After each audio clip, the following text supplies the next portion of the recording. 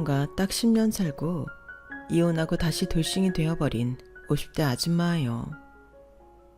아이를 낳은 적이 없다 보니 이 나이 먹도록 아줌마란 호칭이 아직도 어색하네요. 나이는 거의 할머니 나이를 향해 가고 있는데 말이죠. 저는 흙수저 집안에서 태어난 데다가 친정 엄마 아빠까지 돌아가시는 바람에 평생을 가난의 구렁텅이에서 벗어나질 못했어요. 생사와 관련된 일 외에는 돈 쓰지 않는다란 마인드로 지금까지 살아왔죠. 옷은 평화시장이나 동대문시장 뒷골목으로 들어가면 바닥에 쫙 깔아놓고 파는 1, 2천 원짜리 하자 있는 옷만 골라 입었죠. 제 자신을 위해서는 그 흔한 영양제 한 번을 안 사 먹었으니까요. 하지만 이젠 그렇게 구질구질하게 안 살려고요. 꽁돈이라 하기에 좀 큰 금액인 3억의 현금이 갑자기 생겼거든요. 마치 하늘에서 뚝 떨어진 것 마냥 말이죠. 그 돈으로 압구정 피부과에 다니며 리프팅 레이저도 받고 난생 처음 샤넬백도 사봤답니다. 백화점에서 고급 투피스도 사보고 비싼 레스토랑에 가서 친구들과 와인 한 잔에 코스 요리를 즐기기도 했죠. 더 이상 돌볼 가족도 없으니 이젠 온전히 절 위해서만 살아보려 합니다. 지금껏 안 해본 사치도 좀 부려보면서 말이죠. 여러분은 갑자기 3억 정도의 꽁돈이 생긴다면 무얼 하고 싶으신가요? 50년간의 제 인생이 그리 즐겁지만은 않았지만 말이에요. 저희 친정 엄마 아빠는 같은 고아원에서 자라며 친하게 지내다가 성인이 되어 부부가 된 케이스예요. 고아원에서 독립해야 할 나이가 되어 서로 생계 고민 상담해 주다가 눈이 맞았다고 하네요. 부모님의 고향이나 다름없는 고아원 얘기를 수백 번은 들은 것 같아요. 그중 단연 1등은 먹을 거 부족해서 항상 음식 쟁탈전이 벌어졌다는 얘기였죠. 못 먹고 자란 게 한이 되셨는지 저희 부모님은 두 분 다 대식가였어요. 워낙 가난하니 비싼 음식은 못 먹었지만 싼 재료로 양만큼은 푸짐하게 먹었죠. 우리 집은 대접이 밥공기였고 냉면 그릇이 국그릇이었어요.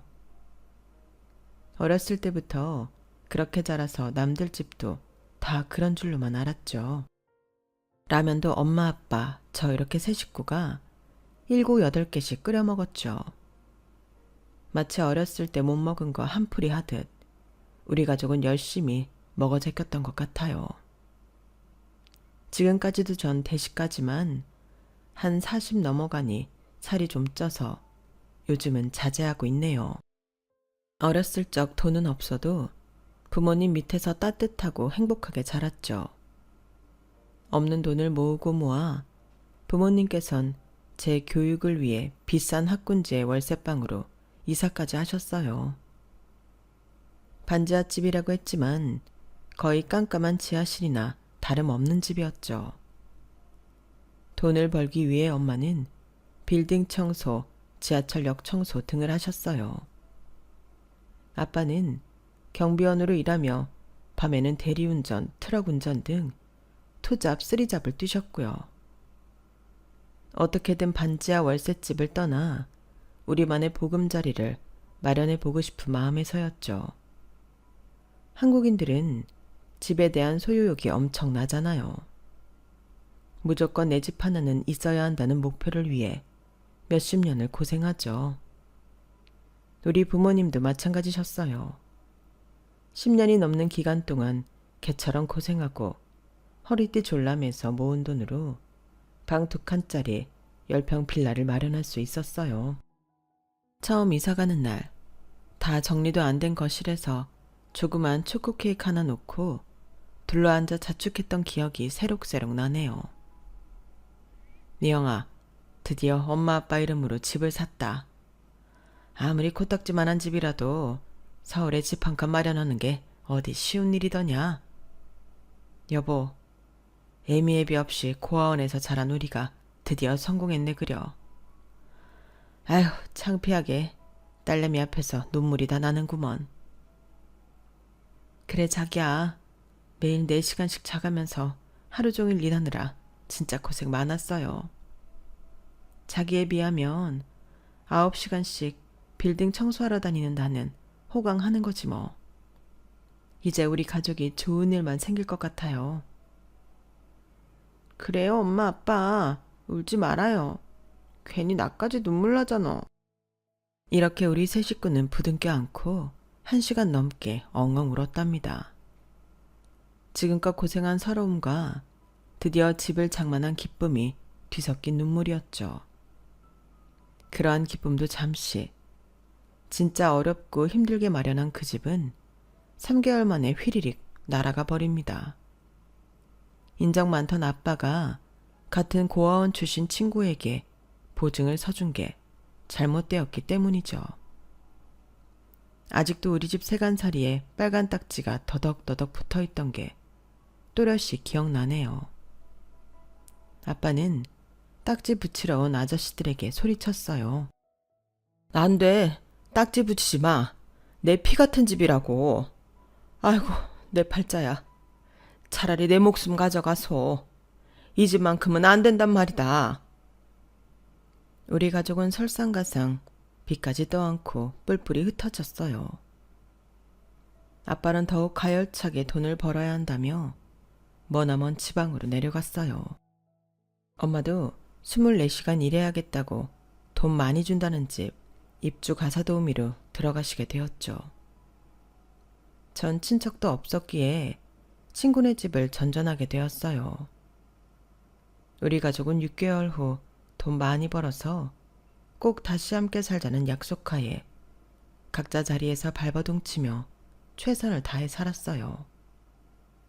하지만 친구네 집에 공짜로 얹혀 사는 것이 여간 힘든 일이 아니었어요.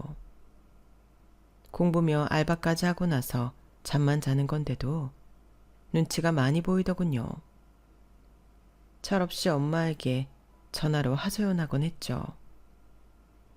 엄마, 보고 싶어. 우리 가족 다시 살면 안 될까? 왜 나 찢어져서 살아야 해? 그놈의 돈이 뭔데? 부모님은 하나뿐인 외동딸을 위해 7평짜리 1.5룸 월세를 얻어 다시 뭉쳐 살기로 하셨죠. 대학 입시 준비에 매진하라면서 알바도 못하게 하시고 약간의 용돈도 쥐어주셨어요. 저도 부모님을 기쁘게 해드리기 위해 책에서 눈을 떼지 않고 서울 4년제 명문여대에 합격했죠. 합격 소식을 들은 날, 우리 가족은 신당동의 유명한 떡볶이집에서 파티를 했었죠. 대식가여서 늘 통통했던 저는 대학에 와서 생전 처음 다이어트라는 걸 했고 20kg 감량에 성공합니다. 그러자 길거리에서 탤런트 해보라며 명함을 받기도 하고 지하철이나 버스에서 남자들이 연락처를 묻기도 하더군요. 참으로 신기한 경험이었죠. 친구 권유로 딱 한 번 소규모 미인 대회에 나가서 2등을 하기도 했어요. 나름 캠퍼스 생활이 재미있더군요. 하지만 빨리 돈을 벌어 생활비도 드리고 집안 빚을 함께 갚아야 했던 저는 학교 공부와 취업 준비로 정신이 없었죠. 제 목표는 사회복지사 공무원이었어요. 공무원이 되면 죽을 때까지 연금이 나온다는 게 저한텐 정말 큰 메리트였죠. 노후 준비가 전혀 안 된 부모님을 보면서 삶이 너무 불안정하다는 생각을 했거든요. 당장 연봉 센 대기업보다는 적은 돈이라도 노후까지 꼬박꼬박 받을 수 있는 공무원이 되고 싶었어요. 연애 한 번 안 하고 4년제 대학을 3년 만에 조기 졸업했고 졸업과 동시에 공무원 시험에 합격했어요. 어렸을 적 기초수급 가정에 해당되어 동사무소에 사회복지공무원 언니로부터 여러 혜택을 안내받고 생필품도 지급받았기에 일부러 사회복지공무원에 지원하여 합격한 거죠. 내가 담당한 지역의 따뜻한 파수꾼이 되어야겠다는 당찬 포부와 부푼 꿈을 안고 공무원 생활을 시작했지만 현실은 지옥이 따로 없더군요. 민원인들이 동사무소에 찾아와 깽판 부리는 것은 공포에 가까웠죠. 특히나 수급 대상이었다가 소득이 일정 수준 이상 잡히면 대상에서 제외가 되는데, 그럴 경우 사회복지공무원인 절 찾아와서 거의 죽일 듯이 협박하고 난리를 치고 가더군요. 그날도 어김없이 민원인이 주민센터의 화풀이 대상인 절 찾아왔더랬죠. 야, 네가 뭔데 내 돈줄을 잘라? 진짜 한번 맛 좀 볼 테야? 내가 여기 높은 사람하고 아는 사이야. 너 공무원이면 철밥통인 줄 알지? 내가 너 잘라버리라고 할 거야. 진짜 힘이 뭔지 보여줘. 그 남자 민원인은 그때부터 주민센터의 집기들을 때려 부수기 시작하더군요. 경찰이 올 때까지 너무 무서운 저는 남자 상사 뒤로 숨었어요. 미영씨, 괜찮으세요? 경찰 와서 다 잡아가고 해결됐으니 앉아서 물 좀 마시면서 진정해요. 많이 무서웠죠? 한수철 주임님은 제 옆에서 근무하며 아직 업무 초보인절 항상 밝은 미소로 많이 도와주곤 했죠. 민원인들이 제가 욕설 등을 할 때면 중간에 나서서 방패막이가 되어주었고요. 너무 든든했어요. 한 1, 2년 그렇게 함께 일하다 보니 우리 둘은 정이 들어버렸고 연인이 되었죠. 직장에선 안 사귀는 척하고 주말이면 함께 꽃구경도 가고 한강변에 가서 라면도 먹고 풋풋한 데이트를 즐겼어요. 그렇게 몇 년을 사귀다 보니 전 27살이 되었고 남친은 저보다 8살이나 많은 사람이었기에 결혼 정년기였죠. 저 혼자 이 남자와 결혼하면 어떨까? 라고 자주 상상했던 것 같아요. 아무리 생각해도 핑크빛 미래만 그려지더군요. 홀어머니를 모시고 사는 가난한 남자였지만 뭐 돈이 없는 건 저도 마찬가지였기에 전혀 문제될 게 없다고 생각했어요. 그런데 남자 생각은 다르더군요. 자기야, 왜 나한테 프로포즈 안 해? 이제 우리 사귄 지 3년이 넘어가는데 말이야. 여자인 내가 자존심 상하게 이런 말을 먼저 꺼내야겠냐고. 미영아, 난 30대 중반을 넘어가도록 전세 보증금 마련할 돈도 아직 없는 못난 남자야. 자기처럼 늘씬하고 아름답고 똑똑한 여자가 괜히 가난한 우리 집 와서 고생할 거 생각하면 지금이라도 자기를 놔줘야 하나 싶어. 날 떠나가도 원망 안 할게. 자기는 충분히 더 돈 많은 남자 만나서 결혼해. 그럴 자격 있어. 뭐? 지금 장난해? 우리 집도 돈 없긴 마찬가지고 내가 억대 연봉자도 아니고 자기랑 똑같은 일을 하는 공무원인데 대체 왜 이러는 거야? 난 일찍이 돈 문제 초탈한 사람이야. 죽을 때까지 연금 나올 텐데 뭔 돈 타령이야. 시덥잖은 소리 집어치우고 얼른 결혼 날짜 잡자고. 자기도 나 사랑하고 결혼하고 싶잖아. 오케이? 경제적인 문제 때문에 자신 없어하는 남친이 혹여 나랑 헤어지자고 할까봐 두려웠어요. 진국인 이 남자랑 꼭 결혼해서 평생 행복하게 살고 싶었거든요. 살짝 다혈질의 성격 급한 저는 결혼을 빠르게 밀어붙이고 싶었죠. 그렇게 서로의 부모님 만나뵐 시일을 조정하고 있을 때쯤 우리 가족에게 청천벽력 같은 일이 벌어지고 말았어요. 수십 년간 애주가로 살아온 아빠에게 심한 간경화 판정이 내려진 거예요. 그동안 일하느라 건강검진도 제대로 못 받은 아빠는 이대로라면 얼마 남지 않았다는 의사의 말에 충격을 받았죠. 엄마도 저도 충격받긴 마찬가지였어요. 엄마, 대체 의사가 뭐래? 아빠가 실외에 빠져 저렇게 누워만 계시니 답답해 죽겠네. 미영아, 간이식만이 살 길이란다. 너랑 나랑 얼른 검사 받아보자. 혹시나 간이식 가능하면 해드려야지. 우선 아빠를 살리고 봐야 하니. 죽도록 고생만한 아빠를 저렇게 그냥 가게 두고만 볼 수 없다. 저와 엄마는 바로 검사를 해봤지만 어쩐 일인지 아빠에게 간이식을 해드리기엔 부적합하다는 판정을 받았죠. 우리 모녀는 애 같았어요. 남친은 까맣게 타들어가는 제 속을 알고는 본인도 검사를 받겠다며 나서더군요. 나도 바로 검사 받아볼게. 적합하다면 장인어른 위에 간이식 못 해드리겠어. 남친은 너무 고맙게도 검사를 받아봤지만 역시나 부적합하다고 하더군요. 그렇게 저희 가족은 아빠를 마냥 지켜볼 수밖에 없었죠. 마음이 미어져 남친 품에서 많이도 울었어요. 자기야, 돈 많은 사람이면 어떻게든 이식할 수 있는 간을 찾아왔겠지? 이 순간 내가 재버리고 싶어. 불쌍한 우리 아빠. 그렇게 아빠는 5개월 만에 허무하게 세상을 떠나셨어요.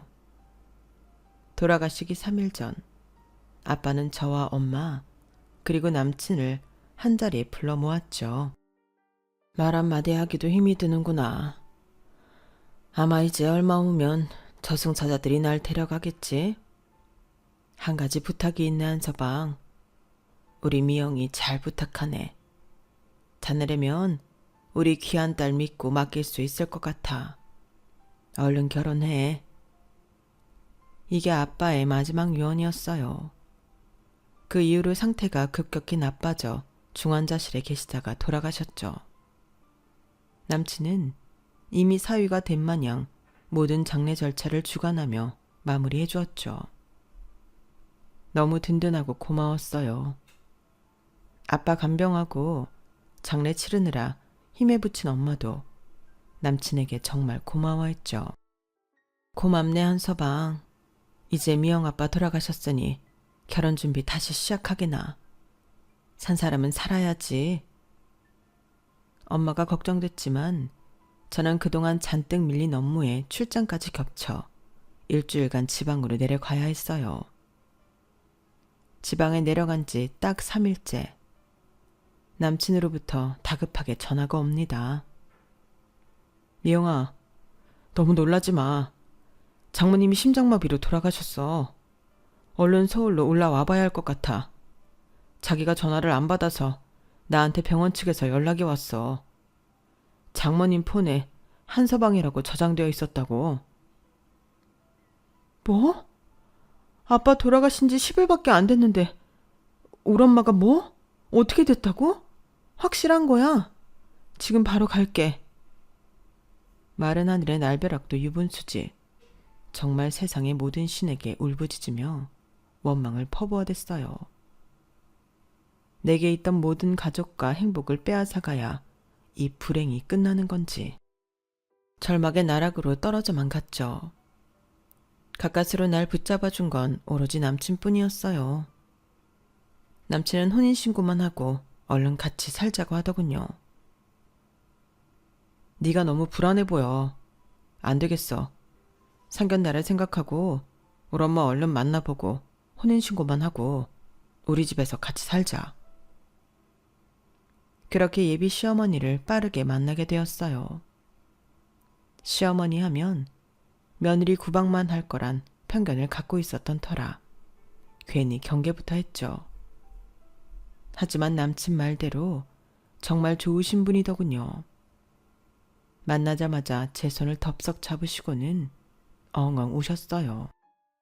아휴, 어찌 이런 고운 아가씨한테 이렇게 슬픈 일이 연달아 일어나냐.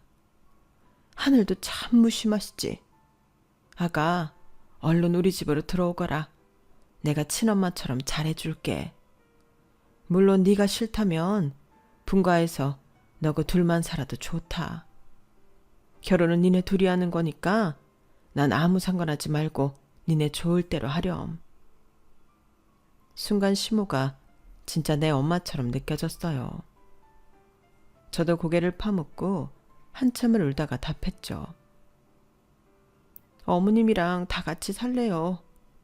도저히 저 혼자는 무섭고 외로워서 못 살겠어요. 이렇게 남편과 혼인신고만 하고 직장 동료들과 함께 식당에서 밥 한 끼 먹고는 시모와 합가하는 신혼생활이 시작되었어요. 시모는 절 친딸처럼 잘 대해주셨어요. 제가 부엌에라도 들어가려고 하면 설아, 대학 나와서 바깥일까지 하는 사람은 집안일 하는 거 아니다. 부엌일은 한 사람이 해야 정신 사납지 않은 법이야. 내가 앞으로 다 할 테니 넌 들어가서 쉬렴. 모처럼 쉬는 날인데. 이러셨죠. 이토록 고마운 시모가 또 있을까요? 남편과 시모로부터 공주 대접을 받으며 행복하기만 한 나날이었답니다. 돈은 둘 다 흙수저 출신이니 원래도 없었지만 맞벌이를 하니 부족함 없이 살 수 있었죠. 모든 게 완벽한 결혼 생활이었지만 하늘이 질투를 했는지 아기 천사를 내려주지 않더군요. 아기를 간절히 원한 지 어느새 7년째. 더 이상 시험관이며 인공수정이며 힘들어서 못하겠더라고요. 우리 부부는 다 포기했지만 시모에게 죄송한 마음이 들었어요. 어머니, 죄송해요. 7년을 노력해도 아기가 안 생기네요. 다 부족한 제 탓입니다. 며느리야, 죄송은 무슨. 이게 어디 죄송할 일이냐? 너도 그동안 할 만큼 했다. 시험관 한다고 주워놓고 그럴 때 내 마음이 찢어지더구나. 너희만 행복하다면 됐어. 요즘 신세대들 유행이 아기 안 낳고 부부끼리 즐기는 거라던데. 여행이나 다니면서 재미나게 살거라. 쿨하게 말씀해 주신 시모 덕분에 7년간 불임으로 마음고생했던 제 속이 좀 치유가 되는 듯 하더군요. 너그러운 시모와 남편의 존재에 감사하고 또 감사했죠. 그런데 어느 날부턴가 터미네이터처럼 우락부락했던 남편의 탄탄한 몸이 풍선 쪼그라들듯이 쪼그라들더군요. 여보, 요새 다이어트해? 왜 이렇게 마른 거야? 그런가? 요새 헬스에 수영까지 해서 몸무게가 저절로 빠졌나 봐. 건강하고 좋지 뭐. 아니야. 자기 요즘 부쩍 피곤한다는 말을 달고 살고 건강검진 좀 받아봐. 직장에서 건강검진 받았을 땐 아무 이상 없다고 나왔었는데 이번엔 느낌이 좀 달랐어요. 건강하게 살이 빠진 느낌이 아니었죠. 아니나 다를까 병원으로부터 당장 호출 명령이 떨어졌어요. 우리 부부는 긴장을 한 채 의사 앞에 가서 설명을 들었죠. 의사가 조심스레 말을 꺼내더군요. 남편분 췌장암이 진행되었네요. 좀 더 일찍 발견했어야 하는데 지금부터라도 최선을 다해봅시다. 환자분이 적극적으로 임해주시면 그래도 생존 확률이 좀 있지 않을까 싶습니다. 네? 그게 무슨 말씀이세요, 선생님? 우리 남편 그럼 췌장암 몇 개 정도 되는 건데요? 현재 3기 정도 됐고 주변 혈관으로 전이가 됐습니다. 생존 확률은 한 5% 정도 보고 있습니다. 10에서 15개월 정도 남았다고 생각하고 계시면 될 것 같네요. 5%며 10개월이며 15개월이며 다 외면해버리고 싶은 수치들이었죠. 헬스장과 수영, 등산 등을 하며 건강관리를 해온 건장한 남자의 인생이 1년 남짓 남았다니 말이 안 됐어요. 현실을 다 부정하고 싶더군요. 같이 들은 남편이 놀랐을까봐 마음껏 오열하지도 못하겠더라고요. 여보, 의사 말대로 당장 수술하고 최대한 치료해봅시다. 5%면 100명 중 5명은 산다는 거잖아요. 충분히 가능성 있어. 내 말 믿죠? 병원 복도에서 남편은 저를 꼭 끌어안아줬어요. 우린 최대한 시모가 놀라지 않도록 말씀드리기 위해 전략을 짰죠. 하지만 자기 자식이 말기 암이라는데 쇼크받지 않을 부모가 어디 있겠나요. 시모의 오열에 우리 부부도 마음이 찢어졌어요. 아, 내 새끼. 내 금쪽 같은 아들이 왜 그런 몹쓸병에 걸렸다냐. 이렇게 건강관리 잘하고 성실하고 착한 내 새끼. 저승사자들아, 날 대신 데리고 가라. 내가 우리 아들 대신 죽을란다. 어머님, 제가 옆에서 잘 간호할게요. 걱정 마세요. 이 사람 절대 안 죽어요. 제가 그렇게 만들 거예요. 그때부터 말기 암 환자와 간병인의 생활이 시작되었어요. 공무원 생활이고 뭐고 다 때려치고 서서히 죽어가는 남편 옆에만 있고 싶었죠. 하지만 그때만 해도 20년을 채워야 평생 연금을 받을 수 있었기에 직장 생활을 계속해야만 했어요. 시모와 이교대로 간병을 했고 병원에서 출근하는 일이 다반사였죠. 남편은 생각보다 잘 버텨주더군요. 몇 개월이 지나자 같은 병동의 췌장암 환자들과도 친해질 정도로 병원 생활에 익숙해졌어요. 그날도 남편을 부축하여 잠시 환자들 쉼터로 나갔죠. 누군가 발견한 남편은 반가운 지인을 만난 듯 소리쳤어요. 한수혁, 너 수혁이 맞지? 병원에 웬일이야? 고등학교 졸업 이후로 처음 본다. 나 알아보겠니? 내 꼴이 이래서 모르려나? 나 고등학교 한 학년 선배 한수철이야. 반갑다. 선배, 내가 왜 선배를 몰라보겠어요. 우리 이름도 한수철, 한수혁이고 생긴 것도 닮았다고 다들 형제 아니냐고 했었잖아요. 아유, 형님, 이렇게 만나게 되다니 너무 반가워서 내 눈물이 다 나려네요. 남편은 환자들 쉼터에서 아내를 간병 중이던 고등학교 후배를 만나서 반갑게 인사했어요. 그 후배는 아내가 췌장암 말기라서 병원에서 치료 중이라고 하더라고요. 옆에 간신히 서 있던 그 후배의 아내는 힘이 없어 인사도 잘 못했어요. 꼭 우리 남편의 머지않은 미래를 보는 것 같아 무서웠죠. 그 후로 우리 부부와 후배 부부는 가끔 쉼터에서 만나 얘기를 나눴어요. 그렇게 한 달쯤 지났을까? 한수혁이라는 남편 후배가 한동안 보이지 않더니 검은 양복을 입고는 쉼터에 나타났더군요. 어찌나 울었는지 빨갛게 퉁퉁 부은 눈을 하고 말이죠. 형님, 저 지금 와이프 상 치르는 중입니다. 나름대로 열심히 산다고 살았는데 나한테 왜 이런 시련이 닥치는지 세상이 원망스럽네요. 남편과 저도 덩달아 너무 슬퍼지더군요. 우리 부부는 장례식에는 참여 못하니 조의금이라도 몇 푼 봉투에 넣어 전달했어요. 그렇게 남편 후배와의 인연이 끝나나 했더니 그 사람은 남편에게 계속 연락을 하더군요. 자기야, 수혁이가 보호자 먹을 음식 좀 해왔다네. 자기가 대신 나가서 좀 받아줄래? 뭐? 남자가 요리를 잘하나 보지? 난 그냥 편의점 삼각김밥만 먹어도 괜찮은데. 암튼 알았어요. 그렇게 반찬을 받으러 잠깐 나간 자리에서 남편의 후배는 절 붙잡고 많은 이야기를 하더군요. 자기 팔자에 대한 하소연 반, 자기 인생 전반에 대한 TMI 반이었죠. 와이프가 죽은 지 얼마 안 돼 얘기 들어줄 사람이 필요한가 보다 라는 생각으로 최대한 들어주려 했죠.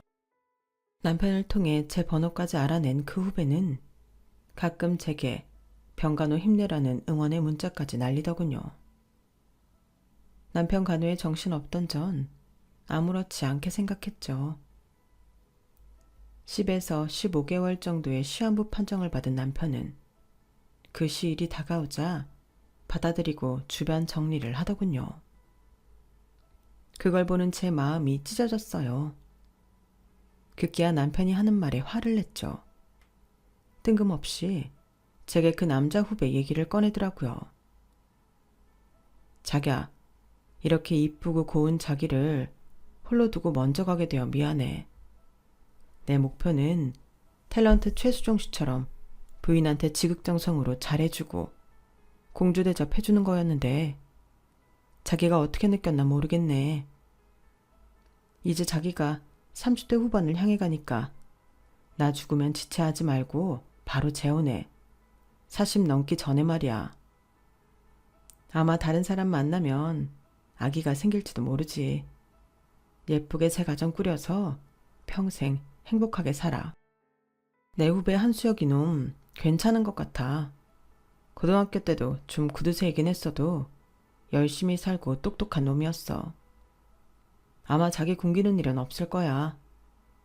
서울대 나와서 대기업 다니고 강남 살고 외제차 굴리고 다니는 거 보니 지금도 부자인 것 같아. 부자 남편 만나서 진짜 공주처럼 살아. 응? 지금 무슨 얘기를 하는 거야? 갑자기 웬 재혼? 지금 신변 정리라도 하는 거야? 날 딴 남자한테 떠넘기면서 말이야? 됐어. 당신 절대 안 죽어. 내가 안 죽게 만들 거야. 내 앞에서 다신 그런 얘기 꺼내지도 마. 하지만 제 부탁과는 달리 남편은 자꾸 그 후배 얘기를 꺼내며 재혼 얘기를 했고 심지어 그 후배한테 연락해서 병원에 찾아오라고 하며 저와 한마디라도 더 나누게 하더군요. 그런 남편의 행동이 너무 싫었어요. 원망스럽기까지 했죠. 시간을 붙잡고 흘러가지 못하게 막고 싶었지만 남편의 시한부 인생은 20개월 만에 막을 내리고 말았어요. 긍정적이라고 해야 할지 뭐라 해야 할지 모르겠지만 남편의 마지막 말은 자기야, 나 15개월 산다고 했었는데 5개월이나 더 살았다. 그치? 였죠. 남편의 장례를 치르는데 그 남자 후배가 3박 4일 동안 와서 거들어 주더군요. 슬픔에 빠진 우리 시모까지 살뜰히 챙기면서 말이죠. 참 고맙긴 했어요. 많진 않았지만 남편이 남긴 몇 억의 재산은 시모에게 몽땅 드렸어요. 그런데 시모는 그 돈을 한사코 거부하시더군요. 미영아, 이 돈 나 필요 없다. 너 다 가져가. 난 좁지만 이 집도 있고 돈은 국가에서 나오는 노령연금이면 충분해. 이제 나가 살거라. 너 아직 한창 때인데 얼른 재혼해. 전 친어머니와 다름없는 시모와 계속 같이 살겠다고 우겼지만 시모는 마치 저와 정을 때려는 것처럼 단호했어요. 제 짐까지 손수 싸주며 어서 나가 살라고 하더군요. 그렇게 전 홀로 작은 빌라로 들어갔어요. 그저 직장 생활이나 열심히 하며 살아야겠다고 생각했죠. 제 마음에 틈을 비집고 한수혁, 이 남자가 자꾸 파고들더군요. 완전히 무너져 있는 제 존재를 다시금 세워주며 보듬어줬어요. 우울감에 허우적대고 있던 저는 살뜰히 챙겨주는 이 남자한테 의지하고 싶은 마음이 조금씩 생기더군요. 나한테 마음을 좀 열어주세요, 형수님. 아니, 이제 형수라고 안 부르고 미영씨라고 할게요. 형님이 생전에 내게 미영씨랑 재혼해서 행복하게 살으라고 부탁했어요. 나도 그러고 싶어요. 지금 쓰러질 것 같다고 그랬죠? 미영씨는 지금 옆에 누군가 반드시 있어야만 해요. 그게 나이고 싶어요. 우리 같이 있어요. 미영씨한테 다시금 행복을 되찾아주고 싶어요. 결혼해서 말이에요. 결혼? 남편과는 너무 다른 남자가 내게 결혼을 얘기하는 게 이상했어요. 아직 남편 돌아가신 지 1년도 안 됐으니 재혼 생각은 없었지만 한수혁 이 남자는 엄청난 속도로 밀어붙이더군요. 다 늙어서 재혼하는 마당에 상견례도 필요 없고 그냥 혼인신고 도장 하나 찍고 살림 합칩시다. 아참, 내가 아이 둘이 있어요. 큰아들은 미국 대학에서 공부하고 있고 막내딸은 고등학생인데 곧 독립할 테니 크게 신경 쓰이는 일은 없을 거예요. 그 남자는 제게 정말 극진히 대접하더군요. 전에는 가보지 못했던 화려한 프랑스 레스토랑에도 데려가고 훌쩍 여행 가자기에 따라 나섰더니 두바이로 날 데려갔어요. 7성급 최고급 호텔에서 개인 가이드를 대동하고 럭셔리한 여행을 즐겼죠. 저에겐 이 모든 게 첫 경험이었기에 눈이 휘둥그레져 따라다니기 바빴네요. 남친과 나름 재미있게 사귀다가 정신 차려보니 구청에서 혼인신고서를 작성하고 있었어요.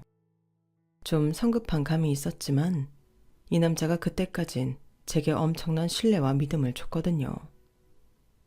꼭 물리적인 것뿐 아니라 제가 심리적으로 안정되게 치유해 주었죠. 혼자 살던 빌라에서 나와 저희 간단한 집만 갖고 재혼한 남편이 살고 있는 강남 아파트로 들어갔어요. 제가 온다는 소식을 들은 남편의 가족들이 총 출동했더군요. 남편의 부모님과 자녀들이 나란히 팔짱을 끼고는 짐 갖고 들어오는 절 째려보고 있었어요. 첫 번째 결혼에서의 따뜻했던 가정과 가족들과는 분위기가 매우 다르더군요. 아니나 다를까 시무가 팍 쏘아붙였어요. 반반한 쌍판떼기로 내 아들 꼬셨구나? 해봤자 쥐꼬리만한 월급 버는 공무원이라면서 나이 40이면 다 늙어서 애도 못 낳겠구만. 어디서 저런 패급 물건을 집안에 들여? 너 내 아들 서울대 나오고 대기업 연봉 1억도 넘는 거 알고 있지? 재수없게 몸 약한 와이프를 만나서 졸지에 호래비 신세가 되었지만 아직은 너무 잘생기고 멋지다고. 돈 많은 여자랑 재혼하라고 그렇게 얘기했걸라. 아, 지팔자 지가 꼬는 거지 뭐. 보아하니 옷 몇 벌 가져온 것 같은데 그 가방 안에 시댁 식구들에게 줄 현금은 두둑히 있는 거냐? 혼수도 없이 몸뚱아리 하나만 들어오는 거면 돈이라도 내야 할 거 아냐? 망치로 누군가 내 머리를 쾅 하고 때린 것 같더군요. 혼인신고서에 도장을 찍은 게 갑자기 후회스러워졌어요. 이 집에서 살아남으려면 정신 차려야겠다는 생각이 들었죠. 어머님, 아버님 안녕하세요. 처음 인사드리겠습니다. 근데 말씀이 좀 심하시네요. 제가 초혼도 아니고 나이도 먹을 만큼 먹었는데 세상에 패급 물건이라뇨. 그게 처음 보는 며느리한테 가당키나 한 말씀인가요? 저 산전수전 다 겪은 사람입니다.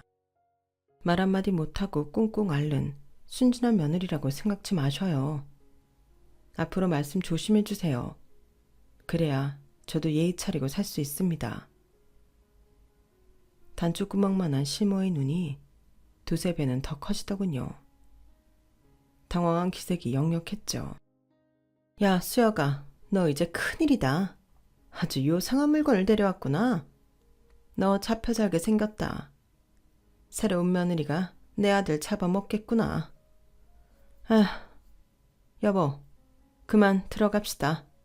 쟤랑 더 붙어있다간 내 명예 못 살겠어요. 시모와 시부는 서둘러 본인의 집으로 돌아갔어요. 다음 타자는 남편의 자식들이었죠. 제게 적대감을 갖고 있는 건 시부모들이나 자녀들이나 마찬가지인 듯 했어요. 아빠, 뭐 저런 여자를 데리고 와. 우리한테 엄마 대접 받을 생각 추워도 말아요. 오빠는 미국에서 계속 생활할 거고 난 공부에 취미가 없어서 고등학교 졸업하자마자 사업해볼 생각이니까 돈이나 잘 대주라고요. 어린 것이 돈 얘기만 짓거리더니 본인 방으로 휘리릭 들어가 버리더군요. 적당히 하고 안방으로 들어갑시다. 다음에 만나면 서로 좀 편해질 거야. 남편의 위로 같지 않은 위로를 받은 채 찝찝한 마음을 갖고 재혼 생활이 시작되었죠. 혼인신고에 이미 도장을 찍은 남편은 그동안 무슨 연기학원에 다녔나 싶을 정도로 사람이 바뀌더군요. 일단 강남집은 자가가 아닌 월세였어요. 대기업 다니며 월급을 많이 받는 건 사실이었지만 생활비는 칼같이 반반 내길 주장하더군요. 외제차도 할부였는데 세상에 60개월 할부도 있다는 사실을 그때 처음 알았죠. 남편의 수입은 모조리 자기 가족들에게 들어가고 있었어요. 미국 생활을 한다던 첫째 아들에게 한 달에 몇백씩 들어가고 있었고, 둘째는 고3 졸업할 때쯤이었는데 벌써 무슨 뷰티 사업을 하겠다며 주구장창 투자금만 쏟아붓고 있더군요. 시부모는 엄청 건강했으나 고상한 척하는 사람들이라 일도 안 하고 아들한테 생활비를 전액 타가고 있었어요. 더 환장하겠는 건 남편과 그의 가족들이 엄청나게 사치하는 사람들이라는 거였죠. 양말 한 짝을 사도 백화점에서 사야 하는 사람들이었거든요. 짧았던 연애 시절, 저에게 럭셔리한 데이트를 선사했던 게 다 대출로 이루어진 거라는 걸 뒤늦게 알았어요. 총체적 난국이었죠. 시모 말대로 쥐꼬리만한 월급을 받던 제 돈까지 요구하더군요. 되돌릴 수도 없는 제 잘못된 선택이었죠. 참담했어요. 내가 당신 전처 제사까지 지내줄 정도로 당신과 가족들에게 헌신적으로 하잖아. 그런 내게 가족들 생활비며 부모님 용돈까지 다 내게 해? 내 월급을 100% 갖다 바치라는 거야? 제발 사치를 좀 줄여. 비싼 월세 내며 강남 아파트 살아야 해? 꼭 벤츠 타야 직성이 풀려? 이런 거 하나하나 다 절약할 수 있잖아. 이제 너랑 나랑은 경제 공동체야. 생활비 400만 원 정도 부담하라는 게 큰 잘못이야? 넌 애도 못 낳는 여자잖아. 그럼 내 아이들 친자식처럼 키워야 하는 거 아니야?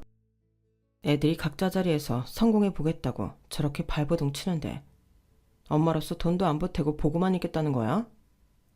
친엄마가 아니니 막 나가겠다는 거야. 막말로 이 집에 네 몸뚱아리밖에 더 가져왔냐? 밥값은 해야 할 거 아냐. 당신 미쳤어? 이럴 거면 왜 재혼하자고 한 거야? 그것도 엄청나게 서둘러 가면서 말이야. 이유를 알고 싶냐? 집안일 해주고 내 아이들 케어해주고 잠자리 할 여자가 필요했다. 왜? 참네. 돈도 지지리도 없는 애 데려다 놨더니 자존심만 세우긴. 황당하기 그지없었어요. 너무 충격적인 남편의 말에 핏대 세울 기운도 안 나서 침대 귀퉁이에 털썩 주저앉아 하염없이 울기만 했어요. 저 남편의 말대로 예쁜 가정 꾸려 행복하게 살려고 재혼한 건데 그 꿈은 물거품이 되어버렸죠. 영혼 없는 재혼 생활이 계속되던 어느 날 오랜만에 친구와 강남역에서 만나 커피 한 잔을 하기로 했어요. 그런데 커피숍에서 미국에 있다던 첫째 아이를 만나게 되었어요. 지석아, 너 왜 여기 있어? 한국 들어왔었어? 아이, 재수없게. 이 아줌마가 왜 강남역에 있는 거야? 내 뒤 밟고 다녀? 여긴 내 나와바리라고. 무슨 소리야? 한국 들어왔으면 연락을 줘야지. 아빠 기다리시겠다. 무슨 개 같은 소리야. 아빠가 아줌마 돈 계속 빼먹으라고 미국에 있는 척 하랬는데. 뭐? 그럼 계속 한국에 있던 거였어? 미국 생활비 한다고 한 달에 몇백씩 가져갔잖아. 그거 다 내 강남 오피스텔 월세로 들어갔지. 덕분에 차도 할부로 좀 뽑고 말이야. 인생 뭐 있어? 한창 젊을 때 즐겨야지. 안 그래? 늙은 아줌마? 뭐? 너 말본새가 그게 뭐야? 내 돈 내놔. 거짓말하고 타간 내 돈 내놓으라고.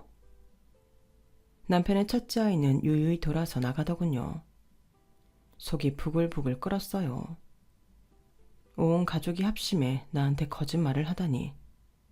내 피 같은 돈을 그렇게 뜯어가다니.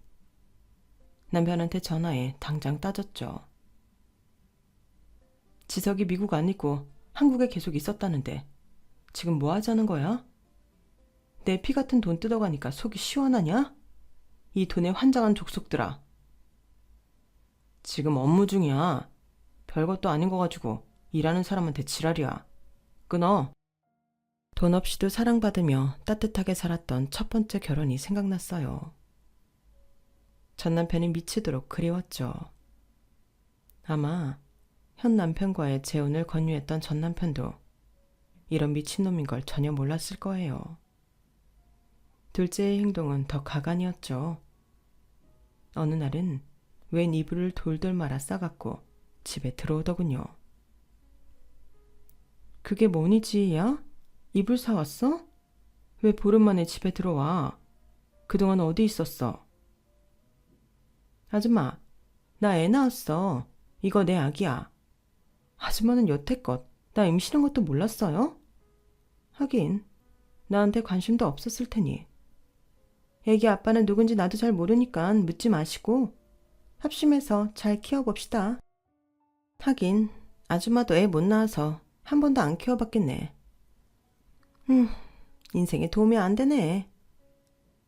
이제 20대 초반인 애가 아빠가 누군지도 모르는 아기를 낳아왔더니 너무 큰 충격이었죠.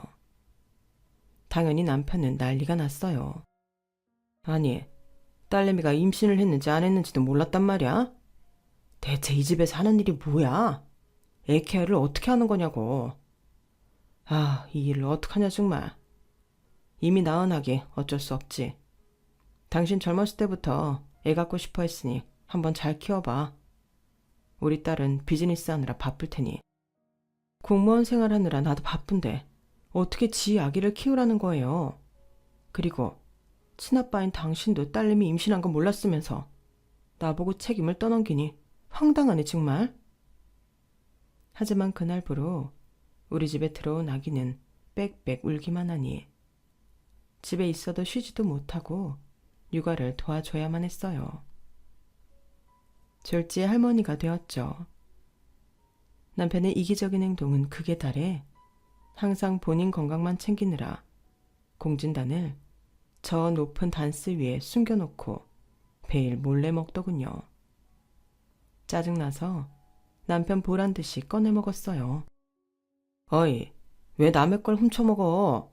그거 남자 정력 위한 거야. 여자는 먹으면 큰일 난다고. 말도 안 되는 속임에 내가 넘어갈 것 같아? 진짜 유치하다. 지금 우리가 몇 년을 같이 살았는데 아직도 와이프 대접을 안 해주는 거야? 당신 전처 스트레스 엄청 받았겠어. 안 봐도 비디오지 뭐. 내가 이 집 가족들한테 들어가는 돈이 얼만데 이까지 공진단한 게 못 먹어? 내가 다 먹을 거야. 저도 같이 유치해지더군요. 남편에 대한 신뢰, 사랑 이미 하나도 없는 상태였죠. 껍데기로만 재혼 생활을 유지하고 있었어요. 제 마음을 알았는지 남편이 이혼을 선언하더군요. 저도 오케이 했고 결혼할 때와 같이 이혼도 최대한 빠르게 마무리 지었어요. 하지만 제 집이 구해질 때까지 당분간 전처가 쓰던 방에서 지내야 했죠. 전처가 쓰던 삐걱거리던 침대도 제 차지였어요. 남편이 낡았다며 진작에 버리라던 침대였죠.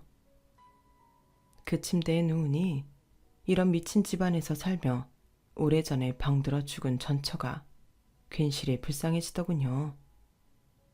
분명 저처럼 마음고생이 심했을 게 뻔하니까요. 그때 회사에 있던 남편으로부터 전화가 오더군요. 이혼 오늘부로 마무리되었으니 얼른 내 집에서 나가주길 바래.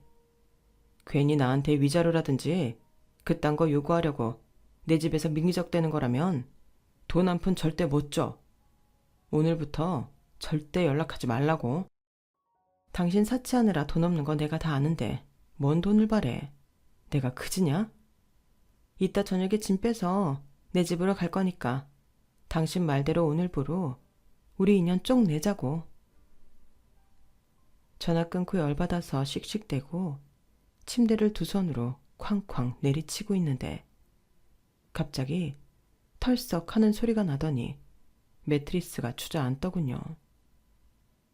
하도 오래된 침대여서 그러려니 하면서도 아래쪽을 살펴봤더니 매트리스 하부가 상당히 많이 찢어져 있더라고요. 그런데 누가 작정하고 찢고는 테이프로 붙여놓은 것 같았어요. 너덜너덜해진 테이프를 살짝 뜯어봤죠. 그랬더니 오마이 갓. 5만원짜리 현금 뭉치가 툭 떨어지는 거 아니겠어요? 이게 대체 뭔 일이래? 하며 테이프를 쭉 뜯고는 손을 넣어봤어요. 그랬더니 매트리스 안쪽으로 돈 뭉치들이 몇 개가 더 있더군요. 전 아예 매트를 뒤집어서 본격적으로 현금 뭉치를 꺼내기 시작했어요. 나온 돈을 세어보니 총 3억 원. 그리고 전처의 일기장이 나오더군요. 쭉 훑어보니 눈물 나는 내용이었어요. 내가 이 돈을 따로 모으지 않으면 한수혁, 저 작자가 다 털어갈 것 같다. 이 집안은 미친 집안이야. 내 금쪽 같은 아이들이 저 이기적인 아빠놈을 닮아서 안쓰럽다. 미안하다 내 아이들. 제 짐작대로 전처는 저처럼 힘겨운 결혼 생활을 하며 스트레스에 암까지 걸려 세상을 뜨고 만 것이었죠. 남편이 돈 생기는 족족 다 뜯어가니 이렇게 비상금을 마련한 거였고요. 비상금 치고는 참 많았죠. 하지만 제가 지난 10년간 남편과 남편의 아이들에게 거의 뺏기듯이 쏟아부은 돈이 3억은 넘을 거예요. 지금 제 수중에 남은 돈은 전 남편 유산, 그게 전부니까요. 제가 직장 생활하며 벌었던 돈은 다 남편 가족에 의해 없어진 지 오래였죠. 꼴도 보기 싫은 사람들이었지만 3억의 존재는 알려줘야 한다고 생각해서 남편에게 전화를 걸어봤어요. 시모와 시부, 남편의 자식들, 차례로 연락을 취해봤지만 다 내 번호를 차단했는지 연락을 안 받더군요. 아마 제가 위자료를 요구할 수도 있으니 제 연락은 무조건 받지 말라는 남편의 지침이 있었을 거예요. 그러거나 말거나 전 동사무소에 폐기물 신고를 하고 그 매트리스를 벌어버렸어요. 물론 현금은 다 제가 가지고 와버렸죠. 제가 사치 부리는 성격도 아니고 직장도 정년까지는 다닐 생각이니 이 돈을 다 절 위해 쓰진 않을 거예요. 다만 꽁돈이 생겼다 생각하니 마음은 여유로워지네요. 미친 집안, 미친 남자와 재혼하여 지난 10년간 마음고생, 몸고생, 제 돈 다 털린 거 생각하면 3억의 위자료도 모자르다고 생각돼요. 어쨌든 최대한 보람차게 사용하도록 할 계획이에요. 좋은 일도 많이 하고 말이죠. 아직 연락하고 지내는 전씨 모두 찾아뵙고 호강시켜 드릴 거예요. 제 친엄마 같은 분이니까요. 이렇게 하여 제 재혼은 장렬히 막을 내렸네요. 속이 다 후련합니다. 아직 많이 남은 올해도 열심히 살아보려고 합니다. 이제 제 인생의 재혼은 더 이상 없을 것 같네요. 지금껏 제 이야기 들어주신 분들 감사합니다. 따뜻한 마음으로 세상을 잘 살 수 있겠죠? 응원해주세요. 그럼 다들 건강하시고 행복하세요. 여러분, 사연 댓글에 응원과 현명한 조언 부탁드려요. 좋아요와 구독은 저에게 큰 힘이 됩니다. 오늘도 좋은 일 가득하세요.